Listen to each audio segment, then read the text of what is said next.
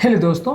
यदि आपको भूख लगने की प्रॉब्लम है या भूख नहीं लग रही, तो कौन कौन से इंपॉर्टेंट डाइटरी टिप्स है जो आपको फॉलो करने चाहिए, जो इस प्रॉब्लम में आपकी मदद करेंगे और आपकी प्रॉब्लम को कुछ हद तक कम करेंगे, आपकी न्यूट्रिशनल डेफिशिएंसी होने को कम करेंगे। आज हम बात करेंगे, यदि किसी व्यक्ति को किसी बीमारी वश एनोरेक्सिया या भूख नहीं लग रही है तो क्या उसको फॉलो करना चाहिए। टॉपिक पर जाने से पहले जो लोग हमारे चैनल पर नए हैं उन्हें रिक्वेस्ट करूँगा कि चैनल को सब्सक्राइब करें, वीडियोस को लाइक करें, शेयर करें, फॉलो करें, कमेंट करें, तो देखें। टॉपिक बहुत ही इंपॉर्टेंट है, इसलिए इसे एंड तक देखिएगा। चलिए शुरू करते हैं इंपॉर्टेंट वीडियो।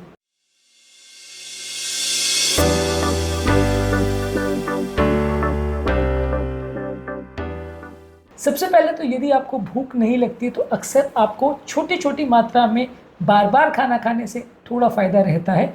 इस तरह के पेशेंट्स को बार बार भूख नहीं लग रही है तो इसका मतलब ये नहीं कि आप उनको खाना ही नहीं दोगे। आप उनको बड़े बड़े मात्रा में खाना देने के बदले छोटी छोटी मात्रा में अगर खाना देते रहेंगे तो उससे कंपेरेटिवली उनको बार बार भूख लगने की ज़रूरत नहीं पड़ेगी, और ये खाना उनको फोर्स करके खिलाएं या उनको समझा के खिलाएं तो चलेगा। क्योंकि ऐसे व्यक्ति की भूख लगने का हम वेट नहीं कर सकते, क्योंकि अगर उसको भूख नहीं लग रही है या खाने की इच्छा नहीं हो रही तो वो ज़्यादा देर तक नहीं खा सकता, कई घंटों तक भी भूखा रह सकता है। तो वैसे व्यक्ति को अगर आप मान लीजिए कि न्यूट्रिशनल प्रॉब्लम है तो वैसे व्यक्ति को आप थोड़ी थोड़ी मात्रा में खाना फोर्स कर करके खिलाएं। ज़्यादा मात्रा में खाने को देख के इस व्यक्ति को बहुत ज़्यादा भूख ना लगे या बहुत ज़्यादा उसको खाने से चिढ़ हो जाए, इसकी संभावनाएं रहती है। इसलिए थोड़ी मात्रा में खाना देंगे तो वो ईजिली खा पाएगा, उसके खाने की संभावनाएं बढ़ जाएंगी। उसके नॉर्मली जो एनोरेक्सिया की वजह से उनका न्यूट्रिशन कॉम्प्रोमाइज़ होता है, इसको इम्प्रूव करने के चांसेस बढ़ जाएंगे। तो इसलिए खाना उनको बीच बीच में देते रहिए और थोड़ी मात्रा में दें तो ज़्यादा बेटर है। इसके अलावा जो खाना आप चूज़ कर रहे हैं वो कोशिश करिए कि न्यूट्रिएंट डेंस फूड हो। ऑब्वियसली अगर कोई व्यक्ति खाना नहीं खा रहा है तो अगर वो थोड़ी बहुत खाना खा रहा है और उसमें भी ऐसी चीज़ें खा रहा है जैसे चिप्स है, पिज़्ज़ाज़ है, बर्गर्स है, जो ऐसी चीज़ें हैं जिसमें कोई भी न्यूट्रिशन नहीं होता, तो उससे कुछ फ़ायदा नहीं होने वाला। क्योंकि ये चीज़ें खाने के सप्लीमेंट के हिसाब से तो ठीक है, टेस्ट बढ़ाने के लिए तो ठीक है, भूख लगवाने के लिए तो ठीक है, लेकिन अगर ये सारी चीज़ों को आप खाने के बदले अगर खाना चालू कर देंगे तो बॉडी को कोई न्यूट्रिशन नहीं मिलेगा और बॉडी ओवरऑल न्यूट्रिशनली डिप्राइव्ड हो जाएगी और धीरे धीरे करके माल न्यूट्रिशमेंट से रिलेटेड बीमारियां होना चालू हो जाएंगी। तो वैसे व्यक्ति को विटामिन, मिनरल्स, प्रोटीन्स और लीन प्रोटीन्स और लीन या हेल्दी फैट्स और हेल्दी कैलोरीज, ये सारी चीज़ें उनको दीजिए। इसमें ताज़े फल सब्जियां हैं, हेल्दी फैट्स है और फाइबर वाली चीज़ें, दालें हैं, अंकुरित चीज़ें, ये सारी चीज़ें उनको ज़्यादा दीजिए। ये न्यूट्रिएंट रिच फूड प्रोडक्ट्स है। तो अगर मान लीजिए पेशेंट इतना ज़्यादा खाना नहीं खा पा रहा है या बार बार खाना नहीं खा पा रहा है तो थोड़ी मात्रा में भी खाए, तो ऐसी चीज़ें खाए जो कम मात्रा में भी उसको पूरा पोषण दे दे, इसका आपको प्रयास करना चाहिए। इसके अलावा एटलीस्ट थोड़े टाइम के लिए आपको ये प्रयास करने की आवश्यकता है कि जो खाना पेशेंट को पसंद है उसको वही खाना दीजिए। यदि कई बार क्या होता है, जैसे पेशेंट को खाना पसंद नहीं आ रहा और वैसे टाइम पे आप उसको ज़बरदस्ती बॉइल्ड खाना या टेस्टलेस खाना उसको ज़बरदस्ती खिलाने की कोशिश करेंगे तो वो बिल्कुल एंजॉय नहीं करेगा और वो और ज़्यादा विरक्त हो जाएगा और ज़्यादा खाना नहीं खाएगा। तो वैसे टाइम पर ज़रूरी ये है कि उसको जो मन पसंद हो, भले वो थोड़ा बहुत अनहेल्दी भी हो तो भी फॉर द टाइम बिंग चलेगा। हालांकि ऐसी चीज़ें लाइफ टाइम करना थोड़ा ख़राब हो जाएगा, लेकिन थोड़े टाइम के लिए यदि आप उसको थोड़ा सा अनहेल्दी फूड भी अगर खिलाते रहें तो भी एक्सेप्टेबल है। तो एटलीस्ट उससे पेशेंट को ये हो जाएगा कि उसका खाना खाना चालू हो जाएगा, खाने के प्रति थोड़ी विरक्ति कम हो जाएगी और टेस्ट का खाना मिलने की वजह से वो एक चीज़ को अगर इन्जॉय करेगा तो हो सकता है उसके साथ 4 चीज़ खा ले। अब मान लीजिए अगर आप उसको आइसक्रीम देते हैं या उसको कोई पिज़्ज़ा, बर्गर या ऐसी कोई चीज़ जो उसको एक्चुअल में पसंद है वो सामने रखते हैं, तो हो सकता है कि उसके बहाने वो 2-4 चीज़ और जो कि थोड़ी हेल्दी है वो भी खा ले। एटलीस्ट खाना खाने तो बैठेगा। नहीं तो अदरवाइज़ क्या होगा कि अगर आप उसको बिल्कुल बॉइल्ड खाना सामने ला के रख दे देंगे, वो खाना पटक के चला जाएगा, तो 2-4 चीज़ें जो शायद उसको पसंद भी थी वो भी वो नहीं खाएगा।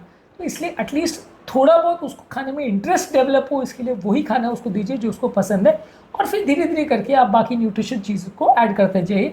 उसमें भी ऐसी चीज़ें ढूंढ के लाइए जिनका टेस्ट ज़्यादा अच्छा हो, जो उसको ज़्यादा पसंद हो। अब उसको आप प्रोटीन का ऐसा पाउडर देंगे जो बिल्कुल टेस्टलेस है या प्रोटीन के ऐसे बिस्कुट देंगे जिसमें कोई टेस्ट नहीं है तो वो बिल्कुल नहीं खाएगा और वॉमिट कर देगा या परेशान हो जाएगा। उसके बदले उसी तरह की कोई ऐसी चीज़ दीजिए जो कंपैरेटिवली ज़्यादा टेस्टी हो, तो बच्चे के या पेशेंट के खाने के चांसेस बढ़ जाते हैं। जैसे बच्चों का ही होता है कि अगर आप उसको प्रोटीन या कोई दवाई या कुछ खिलाना चाहते हैं, आप उसको बिल्कुल कड़वी दवाई देंगे तो वो नहीं खाएगा।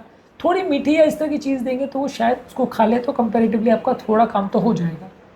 इसके अलावा पेशेंट को थोड़ा हाइड्रेटेड रखने की ज़रूरत है। पेशेंट को ज़्यादा मात्रा में पानी देंगे तो इससे भी उनका थोड़ा एपेटाइट बेटर होता है। इसमें पानी, हर्बल चाय, फ्रूट जूस, स्मूदीज और हाइड्रेटिंग बेवरेजेस देते हैं। ये सारी ऐसी चीज़ें जो भूख लगे बिना भी आदमी खा या पी सकता है और बहुत ज़्यादा मात्रा में पी सकता है। दो 3 गिलास जूस भी पीने के बाद भी आदमी को भूख की ज़रूरत हो, ऐसा ज़रूरत नहीं होता। ज़्यादातर केस में आदमी 2-3 गिलास जूस भी इजीली पी लेता है, 2-3 मैंगो शेक्स या इस तरह की चीज़ें, स्मूदीज़ वगैरह वो ले सकता है।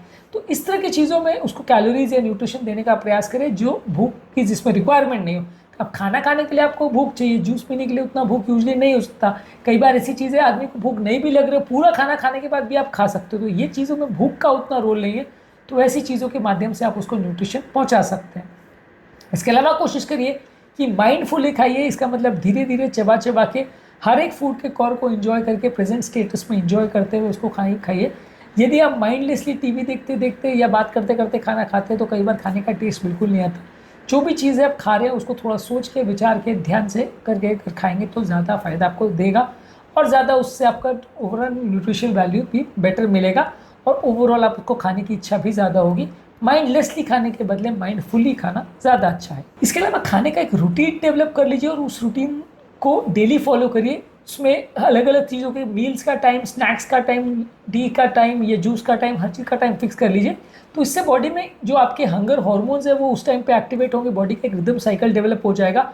उस टाइम आपको भूख नहीं भी लगती होगी तो वो हंगर हार्मोन्स फोर्स करेंगे आपको भूख के लिए, तो इस टाइम पर ऑटोमेटिकली आपको थोड़ा सा भूख लगना चालू हो जाएगी। डेली जब आप मान लीजिए 12 बजे खाने का टाइम है तो डेली अगर 12 बजे आप खाना देंगे तो आइडियली फिर ऐसा सिचुएशन क्रिएट हो जाएगा कि कुछ दिनों के बाद पेशेंट की बॉडी खुद ही 12 बजे हंगर हार्मोन्स बनाना चालू कर देगी, तो आपको उस समय भूख लगना चालू हो जाएगी और आपको बहुत ज़्यादा परसुएड करने की या ज़बरदस्ती खाने की ज़रूरत नहीं पड़ेगी।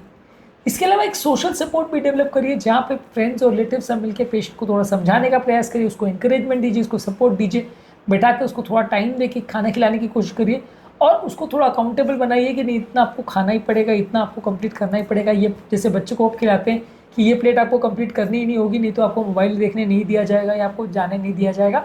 कुछ इसी तरह से आपको अकाउंटेबिलिटी बना के पेशेंट को ये पर्टिकुलर अमाउंट का खाना उसको ज़बरदस्ती खिलाइए, तो इससे थोड़ा सा पेशेंट को न्यूट्रिशनल फ़ायदा होगा। इसके अलावा कुछ न्यूट्रिशनल सप्लीमेंट्स भी पेशेंट को दे सकते हैं। पेशेंट की न्यूट्रिशनल रिक्वायरमेंट्स को पूरा करने के लिए कुछ प्रोटीन के बिस्किट्स या कुछ विटामिन मिनरल के टैबलेट्स या प्रोटीन पाउडर्स या मिल्क शेक्स या इस तरह की चीज़ें आप पेशेंट को दे सकते हैं जो कि थोड़ी टेस्टी भी हो और पेशेंट की विटामिन मिनरल की कमी को पूरा कर दे, खाने के बगैर भी उसका थोड़ा बहुत दिनों तक काम चलता रहे। इसके लिए आप कोशिश करिए कि इस तरह की चीज़ें उसको ज़्यादा मात्रा में दीजिए। इसके अलावा पेशेंट को आप इंकरेज करिए कि वो फिजिकल एक्टिविटी करे, वॉकिंग, रनिंग, जॉगिंग, स्विमिंग, इस तरह की अगर वो फिजिकल एक्टिविटी करता है तो ये सारी चीज़ें भी आपकी एपेटाइट को स्टिमुलेट करती हैं और इससे आपकी भूख थोड़ी बढ़ती है। यदि किसी व्यक्ति को मानसिक तनाव है तो योगा, प्राणायाम, डीप ब्रीदिंग एक्सरसाइज, ये सारी चीज़ें कर से आपका मानसिक तनाव कम हो जाता है, तो इससे भी थोड़ी भूख इंप्रूव हो जाती है। बहुत सारे लोग को मेंटल स्ट्रेस की वजह से, एंग्जाइटी, डिप्रेशन की वजह से भूख ना लगे, ऐसा हो सकता है। इसके अलावा अगर आपको फिर भी कोई ऐसी बीमारी की वजह से भूख नहीं लग रही है या आपका भूख कॉम्प्रोमाइज़ हुआ है तो किसी हेल्थ केयर प्रोफेशनल को आप कंसल्ट कर सकते हैं, उनकी मेडिकल एडवाइस ले सकते हैं। इससे भी आपका भूख लगने में थोड़ा सा फ़ायदा मिलेगा और ओवरऑल आपकी एपेटाइट इंप्रूव होगी। तो आज के टॉपिक में हमने बात करी क्या क्या चीज़ें कर सकते हैं यदि किसी व्यक्ति को भूख नहीं लग रही है या एनोरेक्सिया का प्रॉब्लम है। उम्मीद करूँगा कि आज के टॉपिक में कुछ नया जानने को मिला होगा। टॉपिक एंड करने से पहले जो लोग हमारे चैनल पर नए हैं उन्हें रिक्वेस्ट करूँगा कि चैनल को सब्सक्राइब करें, वीडियोज़ को लाइक करें, शेयर करें, फॉलो करें, कमेंट करें। पूरा